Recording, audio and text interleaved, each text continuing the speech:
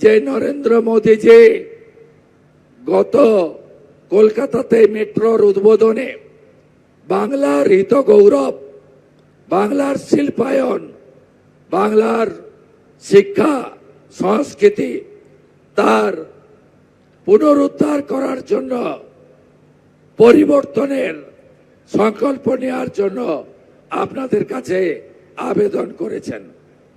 আমি আশা করব 26-এর নির্বাচনে আপনারা সেই পরিবর্তন পশ্চিমবাংলায় আনবেন এবং পশ্চিমবঙ্গ থেকে এই যে অপশাসন, কুশাসন, চুরি, দুর্নীতি, শোষণবাজ, তোষণবাজ সরকারকে আপনারা তুলে ফেলে দেবেন।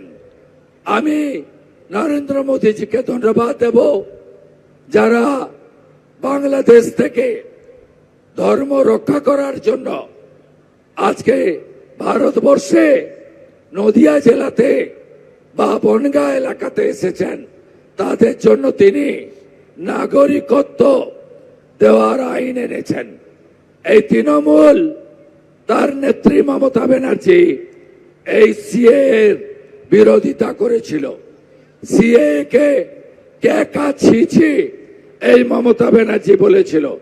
আপনারা নিশ্চিন্ত থাকুন, মোদিজি আছে, কোনো চিন্তার কারণ নেই।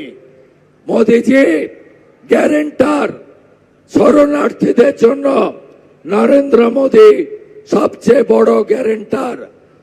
2024-এর 31 ডিসেম্বরের মধ্যে ধর্ম বাঁচানোর জন্য যারা ভারতবর্ষে এসেছেন, পশ্চিমবঙ্গে এসেছেন, তাদের কারো কেশাগ্র মমতার পুলিশ, তৃণমূলের পুলিশ কেশাগ্র স্পর্শ করতে পারবে না।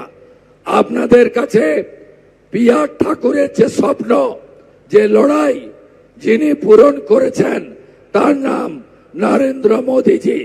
মোদীজির উপর আস্থা রাখুন এবং যেভাবে আমাদের হিন্দুদের উপরে অত্যাচার হচ্ছে আপনারা দেখেছেন, দীপু দাসের উপরে বাংলাদেশে যে অত্যাচার হয়েছে, আপনারা এর বিরুদ্ধে প্রত্যেকে যারা সনাতনী তারা ঐক্যবদ্ধ হয়ে আগামী দিনে জামাতিদের হাত থেকে পশ্চিমবঙ্গকে, নদিয়াকে রক্ষা করবেন।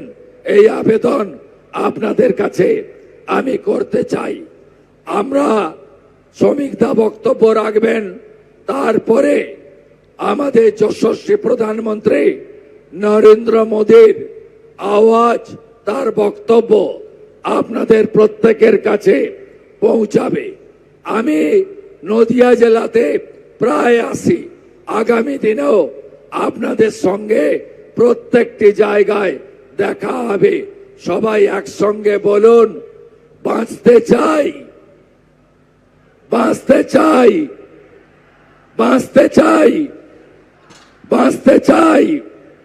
No vote to, no vote to, no vote to, no vote to. ABP Ananda, এগিয়ে থাকে, এগিয়ে রাখে।